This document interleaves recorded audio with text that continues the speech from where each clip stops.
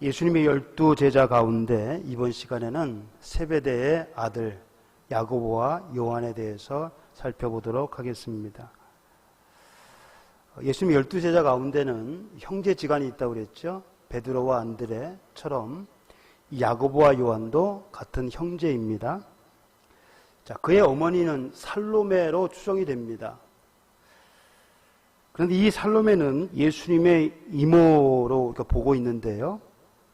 이것이 사실이라면 야고보와 요한은 예수님과 이종사촌 지간이 될 것입니다. 첫 번째 이 야고보와 요한은 우레의 아들들이라는 별명을 얻었습니다. 예수님께서는 야고보와 요한에게 보아너게라는 별명을 붙여주셨는데 이 보아너게가 바로 우레의 아들들이라는 뜻입니다. 야고보와 요한이 이런 별명을 갖게 된 것은 아마도 그들의 성격과 관계가 있을 것입니다. 그들이 어떤 성격을 가지고 있기에 예수님께서 이런 별명을 붙여주셨을까요? 첫 번째, 그들은 옹졸하고 과격한 성격을 가지고 있었습니다. 속이 좀 좁아요. 그리고 좀 성격이 과격한 그런 모습들을 보였는데, 하루는 예수님께서 제자들을 데리고 예루살렘으로 올라가셨습니다. 예루살렘에 가려면 사마리아 지역을 통과하는 것이 가장 빨라요. 직선으로 가는 것이 가장 빠른데 이 유대인들은 이쪽으로 잘 안 가려고 그래요. 왜 그러냐면 이 사마리아 지역이 사마리아 사람들이 혼혈인, 그러니까 유대인과 이방인이 섞여 사는, 결혼을 해가지고 혼혈 다문화 민족이 되어버렸어요. 근데 유대인들에게서 이 사마리아는 이방인과 똑같은 사람들이에요. 유대인들이 이방인과 상종하는 것이 법적으로 금지가 되어 있거든요. 그러니까 이 사마리아 사람들도 역시 유대인들은 사마리아 사람들과 접촉을 금했습니다. 이방인처럼 취급을 한 거예요. 더 나아가서 이방인보다 더 부정한 사람으로 여기기도 했습니다. 그래서 성전 출입을 금지당했죠. 그러니까 이 사마리아 사람들이요, 예루살렘 성전에 가서 예배를 드리고 싶어도 드릴 수가 없는 거예요. 받아주질 않으니까. 그래서 자기 나름대로 그리심산이라는 그 산에다가 나름대로 성전을 만들어 놓고 거기서 예배를 드리고 있었습니다. 이 유대인들은요, 이 사마리아 사람들이 유월절에 무교병도 먹지 못하도록 규정을 했습니다. 그 이유는 사마리아 사람들이 워낙 머리가 나빠서 그 의미도 모르고 먹기 때문이라는 것입니다. 그러니까 유월절에 그 무교병을 먹게 되어 있잖아요. 그런데 이 사마리아 사람들이 워낙 머리가 나빠가지고 그 의미도 모르고 왜 무교병을 먹는지 그 의미도 모르고 먹는다는 거예요. 그래서 아예 못 먹게 했다고 합니다. 요한복음 4장에 나오는 예수님과 사마리아 여인과의 대화를 보면 이런 상황을 좀 더 쉽게 이해할 수 있습니다. 예수님께서 사마리아 지역의 수가성 우물가에서 어떤 여자에게 물을 달라고 하셨습니다. 그랬더니 이 여자가 예수님께 뭐라고 얘기하냐면,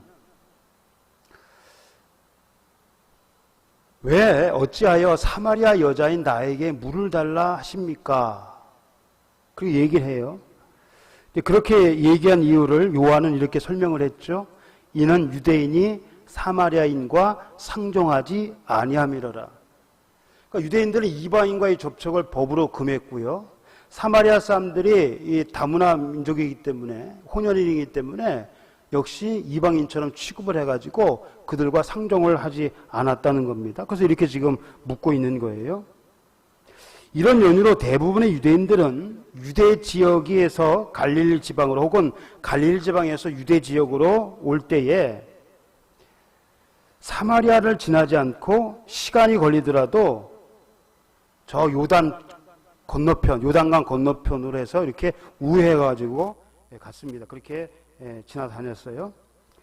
하지만 예수님께서는 다른 유대인들과는 달리 사마리아 사람들을 멸시하지 않았기 때문에 굳이 그들을 피할 이유가 없었습니다. 그래서 예수님께서 이제 이 사마리아 지역으로 종종 다니셨는데 이제 마지막 자기가 승천하실 때 모든 사명을 마치고 이제 십자가에 못 박혀 돌아가시기 위해서 예루살렘으로 가셔야 되거든요. 그래서 마치 승천하실 때가 가까이 와서 예루살렘으로 가시려고 이 사마리아를 이제 통과해서 예루살렘으로 가시려고 했어요. 그런데 이 사마리아 사람들이요, 예수님의 일행이 예루살렘으로 간다는 것을 알고는 받아들이지를 않았습니다. 머물지 못하게 한 거예요. 그러자 이 세베대의 두 아들 야고보와 요한이 뭐라고 얘기하냐면, 주여 우리가 불을 명하여 하늘로부터 내려 저들을 멸하라 하기를 원하시나이까? 이렇게 예수님께 물었습니다. 자, 성경에 보면 하늘에서 불이 내려오는 경우가 종종 있었죠. 기도의 응답으로 내려오는 경우도 있고요. 그다음에 심판의 도구로 내려오는 경우도 있었습니다. 그러니까 하늘에서 불이 내린다고 해갖고 다 좋은 것도 아니고 또 다 나쁜 것도 아니에요. 좋은 것도 있고 나쁜 것도 있는데, 여기서 지금 이 야고보와 요한이 얘기하는 것은 어떤 것을 연상시키냐면, 엘리야 때에 아하시아 왕이 엘리야를 잡으러 50부장과 그 부하들을 보내잖아요. 그죠? 그러니까 그 엘리야가 어떻게 했습니까? 하늘에서 불이 내려서, 그때 하늘에서 불이 내려서 그 50부장과 50부하들을 다 태워 죽인 일이 있었죠. 2번. 지금 야고보와 요한은 엘리야가 행한 것 같이 불이 하늘에서 내려와 자신들을 거부한, 자신들을 받아들이지 아니한 사마리아 사람들을 멸하도록 하는 것이 어떻겠냐. 지금 저희가 저 사람들이 우리를 거부하고 받아들이지 않으니까 하늘에서 불이 내려와서 저 사람들을 멸하도록 하는 것이 어떻겠냐. 지금 예수님께 그렇게 건의를 하고 있는 거예요. 그만큼 야고보와 요한은 자신들을 받아들이지 않는 사마리아 사람들에게 화가 나 있었고, 자신들에게 그렇게 할 권한이 있다고 생각했습니다. 그들이 이런 생각을 갖게 된 것은 그들 속에 자리 잡고 있었던 특권 의식과 또 권위 의식 때문이었습니다. 그러니까 지금 그들은 대단한 특권 의식과 권위 의식을 지금 갖고 있어요. 하늘에서 명하여 불이 내려오게 할 그런 권한들이 자격이 있다라고 지금 생각을 하고 있는 거예요. 자, 이전에도 비슷한 일이 있었죠. 제자들이 어느 마을에 머물고 있을 때 어떤 낯선 사람이 주의 이름으로 귀신을 내쫓는 것을 보게 되었습니다. 제자들은 그 사람이 자신들과 함께 하지 않는다는 이유로 그 일을 금하도록 했습니다. 그러니까 주의 이름으로 귀신을 쫓는 것을 못하도록 막았어요. 제자들은 자신들만이 귀신을 쫓아내는 능력을 받았으며 또 그 능력을 행사할 수 있는 권리가 자기들에게만 있다고 지금 생각을 하고 있는 거예요. 그러니까 다른 사람은 하면 안 돼. 예수님을 따라다니는 사람들, 우리와 함께한 사람들만 이 일을 해야지, 함께하지 않는 사람들이 그런 일을 해서는 안 된다라고 지금 그들이 생각을 하고 있었던 거예요. 그래서 제자들은 그 사람이 더 이상 귀신을 쫓아내는 행동을 하지 못하도록 금지를 시켰는데, 이 얘기를 누가 얘기했냐면 요한이 예수님께 그 얘기를 했어요. 그때 예수님께서 뭐라고 하셨습니까? 그들을 책망하시면서 우리를 반대하지 않는 자는 우리를 위하는 자니 금하지 말라, 그렇게 말씀을 하셨습니다. 그러니까 속이 굉장히 좁은데 또 때로는 과격하기도 하는데, 물론 그 나름대로 개인적인 성격도 있겠지만 그들 속에 있는 특권의식, 권위의식이 있었다는 거죠. 예수님께서는 자신들을 따르는 많은 제자 가운데에 12명을 따로 세우시고 그들을 12사도라 그렇게 칭하셨죠. 또 그들에게 어떤 권한을 주셨냐면 귀신을 쫓아내며 모든 병과 모든 약한 것을 고치는 권능을 주셨습니다. 오늘 읽은 본문 마태복음 10장 1절에도 그랬고 누가복음 9장 1절에도 그런 말씀이 나옵니다. 그리고 실제로 그런 일들을 행했어요. 하지만 그들이 착각하지 말아야 할 것이 있습니다. 베드로를 비롯한 12명의 제자들이 다른 사람들보다 특별해서 사도로 선택받은 것이 아니라는 사실입니다.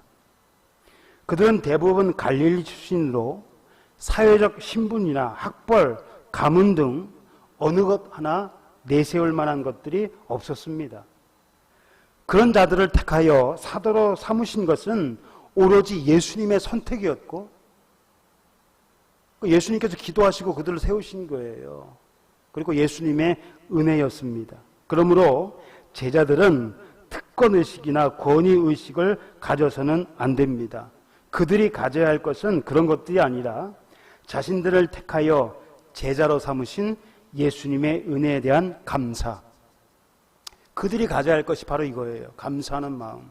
특권의식, 권위의식을 갖는 것이 아니라 자신을 택하여 주신 그 예수님의 은혜에 감사하는 마음을 가져야 하는 것입니다. 두 번째로 야고보와 요한이 어떤 성격을 갖고 있었냐면 이기적인 성격을 갖고 있었어요. 그런데 이러한 성격들은 야고보와 요한만이 가지고 있는 것이 아니라 대부분의 사람들이 가지고 있었던 거예요. 특별히 제자들이. 하루는 예수님께서 제자들과 함께 여리고에 계실 때에 야고보와 요한의 어머니가 예수님을 찾아왔습니다. 그럼 뭐라고 얘기하냐면 나의 이 두 아들을 주의 나라에서 하나는 주의 우편에 하나는 주의 좌편에 앉게 명하소서. 이런 부탁을, 청탁을 한 거예요. 아마도 이 부탁은 그 아들들이 어머니에게 예수님께 좀 가서 좀 얘기 좀 해달라고 아마 그랬던 것 같아요. 그리고 아까 앞에서 말씀드렸다시피 이 야고보와 요한의 어머니가 누구예요? 살로메. 살로메는 예수님의 어머니와 이모, 그죠? 자매 징환이라고 그랬잖아요. 그래서 예수님의 이모로 추정이 된다고 그랬죠. 그러니까 아마 인맥을 이용해가지고 청탁을 지금 하려고 한 것 같아요. 다른 제자들이 이 얘기를 듣고 야고보와 요한에게 화를 냈습니다. 왜냐하면 그들 역시 높은 자리에 대한 욕심이 있었기 때문입니다. 지금 모두 다가 예수님의 제자 가운데 12제자, 특별히 12제자는 예수님께서 다스리는 왕국이 되면 이제 한 자리씩 차지하게 될 거 아니에요? 그때 누가 더 크냐, 누가 더 높은 자리에 앉느냐, 이것 때문에 지금 싸우고 있었어요. 근데 지금 야고보 요한이 인맥을 동원해가지고 청탁을 하니까 화가 난 것이지요. 이 예수님께서 제자들을 불러 이렇게 말씀을 하셨습니다. 이방인의 집권자들이 그들을 임의로 주관하고 그 고관들이 그들에게 권세를 부리는 줄을 너희가 알거니와 너희 중에는 그렇지 않아야 하나니 너희 중에 누구든지 크고자 하는 자는 너희를 섬기는 자가 되고 너희 중에 누구든지 으뜸이 되고자 하는 자는 너희의 종이 되어야 한다. 그렇게 말씀을 하셨습니다. 세상의 통치자들은요, 백성 위에 군림을 합니다. 또 지위가 높은 사람들은 백성 위에서 권력을 행사하려고 합니다. 백성들을 섬긴다. 지금도 그러잖아요. 근데 나를 뽑아주면 내가 백성들을 섬기겠습니다. 주민들을 섬기겠습니다. 라고 얘기하는데 사실 그런 모습을 잘 볼 수가 없죠. 근데 옛날에는요, 이게 왕의 세습이잖아요. 그죠? 또 권력도 또 배운 사람, 또 인맥, 이런 것을 따지잖아요. 그래서 출신도 따지잖아요. 세상 사람들은요, 세상의 권력들은 백성 위에 군림을 하려고 그래요. 자기보다 낮은 사람에게 권력을 행사하려고 합니다. 그러나 하나님 나라에서는 그 반대입니다. 큰 자는 남을 섬기는 자가 되어야 하고 으뜸 가는 사람은 종이 되어야 한다. 지금 예수님께서 그렇게 말씀하셨어요. 누가 더 높은 자리에 오르느냐, 그것 때문에 싸우는 제자들에게 아니다. 누구든지 큰 자는 남을 섬기는 자가 되어야 하고 으뜸 가는 사람은 종이 되어야 한다. 똑같은 말이에요. 그러니까 큰 자가 되려면, 으뜸 가는 자가 되려면 섬기는 종이 되어야 된다. 겸손해야 된다. 그런 얘기를 지금 하시는 거예요. 예수님께서는 서로 높은 자리를 차지하려는 제자들에게 섬김의 본을 보이셨습니다.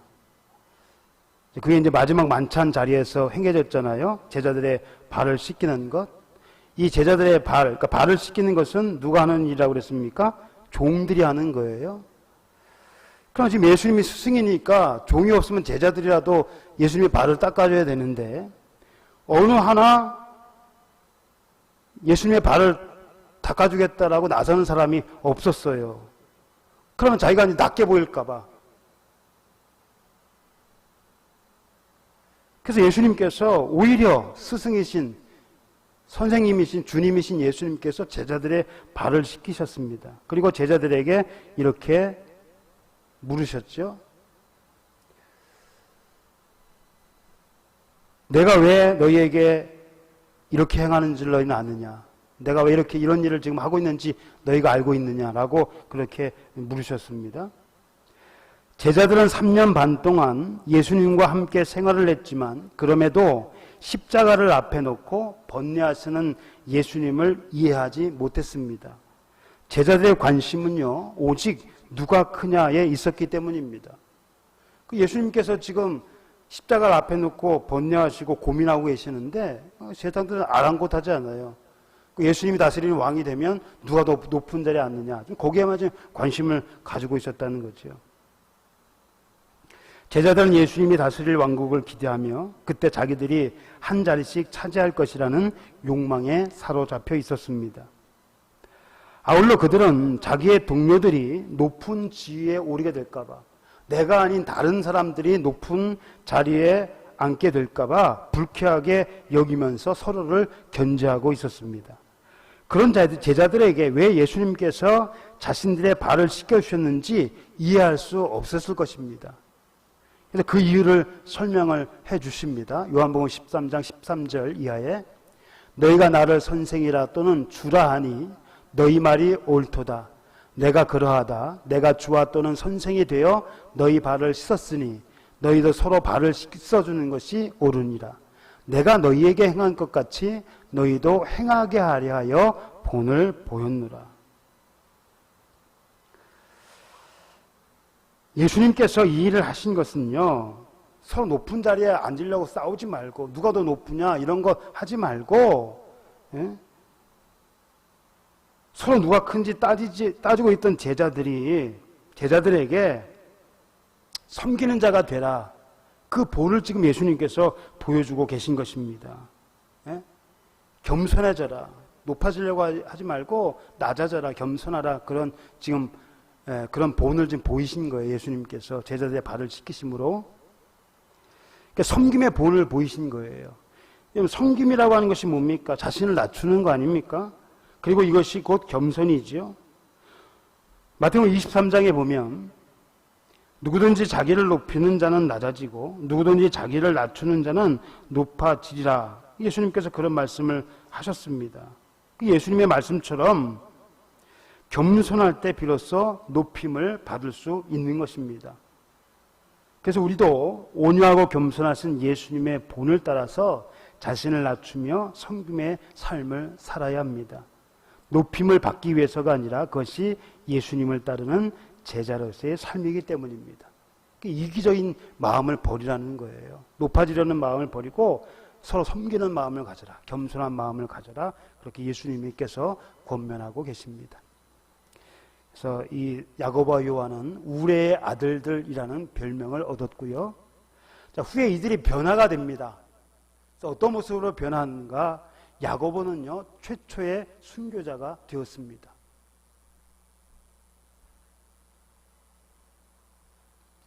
사도행전 12장에 보면 헤롯 왕이 등장을 하는데, 여기서 이 헤롯 왕은 예수님께서 태어나실 때 그 헤롯 있잖아요. 그 헤롯 왕의 손자입니다. 손자. 이 사람이 아그리빠예요. 헤롯 아그리빠 1세. 이 헤롯 아그리빠 1세가 유대의 왕이 되자 그들은 유대인들의 환심을 사기 위해서 교회를 핍박하기 시작했습니다. 유대인들이 그 예수 믿는 사람들을 핍박을 했잖아요. 그러니까 이 헤롯 아그리빠 왕이 유대인들의 환심을 사기 위해서 자기 지금 왕이니까, 유대인들을 다스리는 저 왕이니까 그들의 환심을 사기 위해서 교회들을 핍박했는데, 이때 헤롯 이 아그리빠가 야고보를 죽입니다. 요한의 형제 야고보를 칼로 죽이니. 그러니까 유대인들이 좋아하잖아요, 그죠? 그래서 베드로도 잡아 죽이려고 했어요. 그래서 12사도 가운데 이 야고보가 최초의 순교자가 되었습니다. 근데 이 야고보를 죽인 헤로드 왕은 후에 벌레에 먹혀 죽임을 당합니다. 예수 믿는 사람을 핍박하다가 결국은 또 교만해서 벌레에 먹히는 그런 징계를 하나님으로부터 받았어요. 그럼 왜 이 야고보가 첫 번째 순교자가 됐는가? 성경에 나와 있지 않은데요. 알렉산드리아의 클레멘티에 의하면 야고보는 고소를 당했어요. 고소. 어떤 사람이 이 야고보를 이제 고소를 했어요. 그런데 이 야고보를 고소해서 법정에 세웠는데 그를 고소한 사람이 야고보의 증언에 감동을 해서 그 자리에서 회심을 했어요. 자기도 예수를 믿게 된 거예요.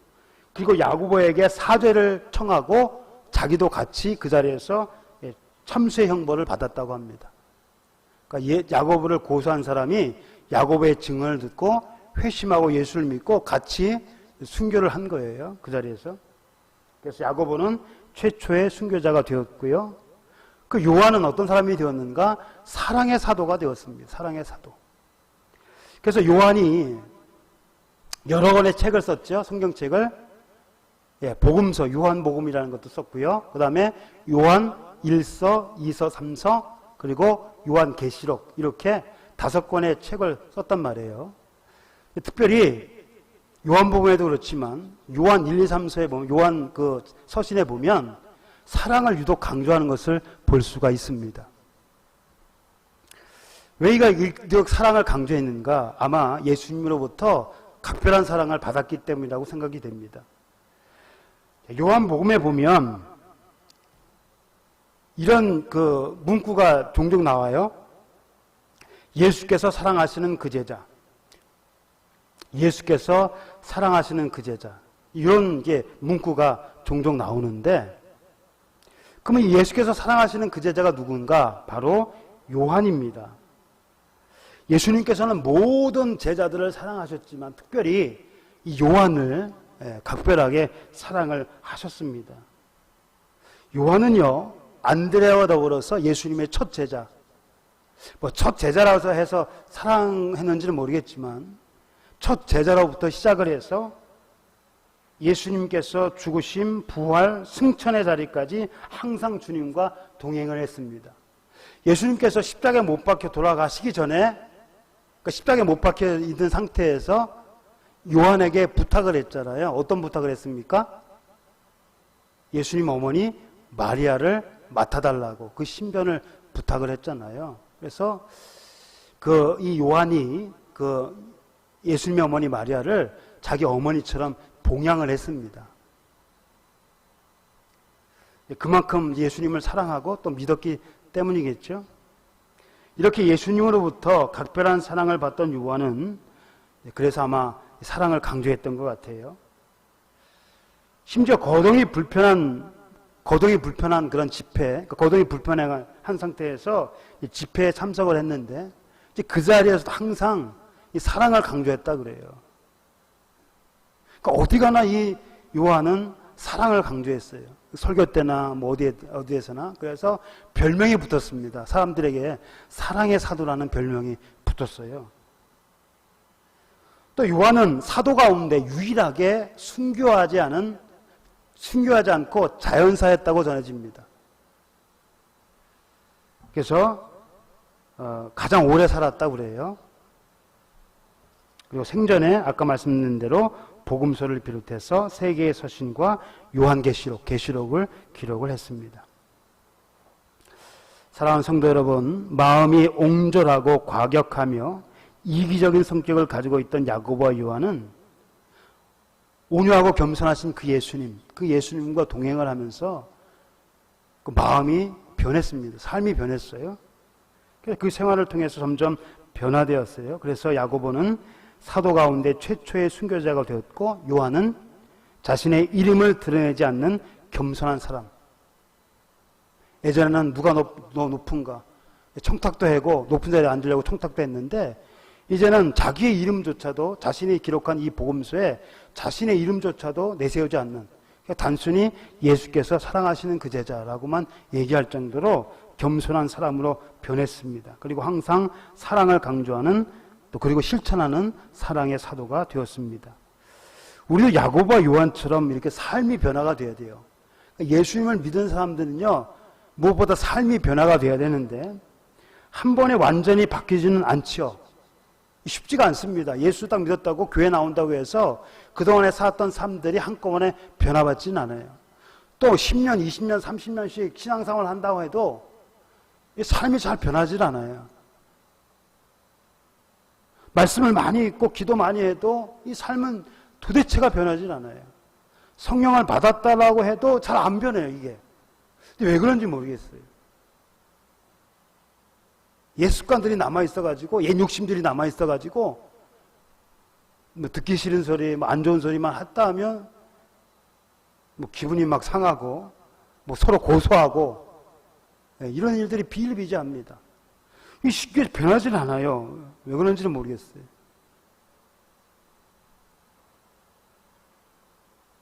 근데 우리가 변해야 되잖아요.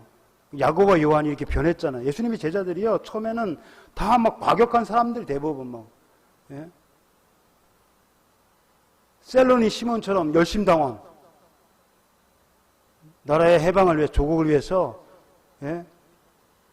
살인도 불사하는 그런 사람들이 예수님의 제자가 되어갖고 변화를 받는 거예요. 근데 오늘날 이렇게 쉽게 이런 변화되는 모습들이 우리 삶 가운데 없다는 거죠. 근데 변화가 돼야 된단 말이에요. 내적으로나 외적으로나 변화를 받아서 세상 사람들과는 뭔가 다른 삶을 살아야 돼요. 똑같은 삶이 아니에요. 예? 구별된 삶을 살아야 합니다. 그래서 우리의 마음은 온유하고 겸손하신 예수님의 마음으로 우리의 삶은 예수님처럼 섬김의 삶이 되어야 합니다. 기도하겠습니다.